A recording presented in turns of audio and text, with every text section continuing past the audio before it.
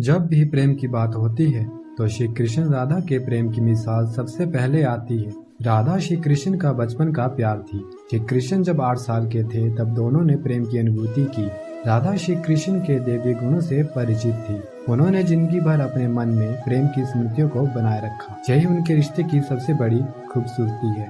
कहा जाता है कि श्री कृष्ण को केवल 2 ही चीजें सबसे ज्यादा प्रिय थी। ये दोनों चीजें भी आपस में एक दूसरे से गहराई से जुड़ी हुई थी, बांसुरी और राधा। कृष्ण की बांसुरी की धुन ही थी जिससे राधा श्री कृष्ण के तरफ खींची चली गई। राधा की वजह से श्री कृष्ण बांसुरी को हमेशा अपने पास ही रखते थे। भले ही श्री कृष्ण और राधा का मिलन नहीं हो सका, लेकिन उनकी बांसुरी उन्हें हमेशा एक सूत्र में बांधे रही। श्री कृष्ण के जितने भी चित्रण मिलते हैं उनमें बांसुरी जरूर रहती है। बांसुरी श्री कृष्ण के राधा के प्रति प्रेम का प्रतीक है। वैसे तो राधा से जुड़े कई अलग अलग विवरण मौजूद हैं, लेकिन एक प्रचलित कहानी भी है। भगवान श्री कृष्ण से राधा पहली बार तब अलग हुई जब मामा कंस ने बलराम और कृष्ण को आमंत्रित किया। वृंदावन के लोग यह खबर सुनकर काफी दुखी हुए। मथुरा जाने से पहले श्री कृष्ण राधा से मिले थे। राधा कृष्ण के मन में चल रही हर गतिविधि को जानती थी। राधा को अलविदा कहकर कृष्ण उनसे दूर चले गए। कृष्ण राधा से ये वादा करके गए थे कि वो वापस आएंगे, लेकिन कृष्ण राधा के पास वापस नहीं आए। उनकी शादी भी रुक्मणी से हुई। रुक्मणी ने भी श्री कृष्ण को पाने के लिए बहुत जतन किए थे। श्री कृष्ण से विवाह के लिए रुक्मणी अपने भाई के खिलाफ चली गई। राधा की तरह वह भी श्री कृष्ण से प्यार करती थी। रुक्मणी ने श्री कृष्ण को एक प्रेम पत्र भी भेजा था कि वह आकर उन्हें अपने साथ ले जाए। इसके बाद ही कृष्ण रुक्मणी के पास गए और उनसे शादी कर ली। कृष्ण के वृंदावन छोड़ने के बाद से ही राधा का वर्णन बहुत कम हो गया।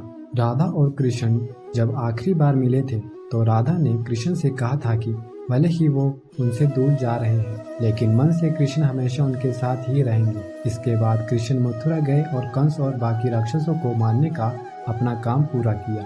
इसके बाद प्रजा की रक्षा के लिए कृष्ण द्वारका चले गए और द्वारकाधीश के नाम से लोकप्रिय हो गए। जब कृष्ण वृंदावन से निकल गए तब राधा की जिंदगी ने अलग ही मोड़ ले लिया था। राधा की शादी एक यादव से हो गई। राधा ने अपने दाम्पत्य जीवन की सारी रस्में निभाई और बूढ़ी हुई, लेकिन उनका मन तब भी कृष्ण के लिए समर्पित था।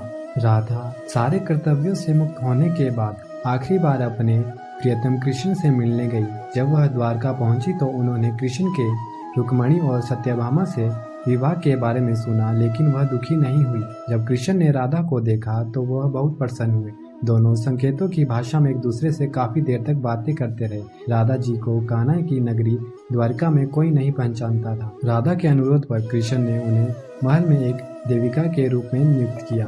राधा दिन भर महल में रहती थी और महल से जुड़े कार्य देखती थी। मौका मिलते ही वह कृष्ण के दर्शन कर लेती थी, लेकिन महल में राधा ने श्री कृष्ण के साथ पहले की तरह का आध्यात्मिक जुड़ाव महसूस नहीं कर पा रही थी। इसलिए राधा ने महल से दूर जाना तय किया।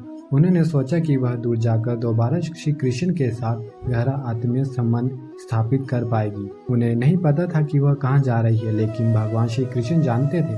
धीरे धीरे समय बीता और राधा बिल्कुल अकेली और कमजोर हो गई। उस वक्त उन्हें भगवान श्री कृष्ण की आवश्यकता पड़ी। आखिरी समय में भगवान श्री कृष्ण उनके सामने आ गए।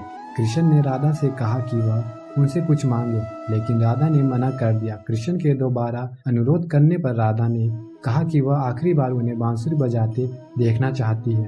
श्री कृष्ण ने बांसुरी ली और बेहद सुरीली धुन में बजाने लगे। श्री कृष्ण ने दिन रात बांसुरी बजाई जब तक राधा आध्यात्मिक रूप से कृष्ण में विलीन नहीं हो गई। बांसुरी की धुन सुनते सुनते राधा ने अपनी शरीर का त्याग कर दिया। हालांकि भगवान कृष्ण जानते थे कि उनका प्रेम अमर है, बावजूद वे राधा के मृत्यु को बर्दाश्त नहीं कर सके। कृष्ण ने प्रेम के प्रतीकात्मक अंत के रूप में बांसुरी तोड़कर झाड़ी में फेंक दी। उसके बाद से श्री कृष्ण ने जीवन भर बांसुरी या कोई अन्य वादक यंत्र नहीं बजाया। यह वीडियो आपको कैसी लगी कृपया कमेंट करके अवश्य बताएं। आपके किसी भी प्रश्न एवं सुझावों का स्वागत है। Video share and like and subscribe जरूर करें। धन्यवाद।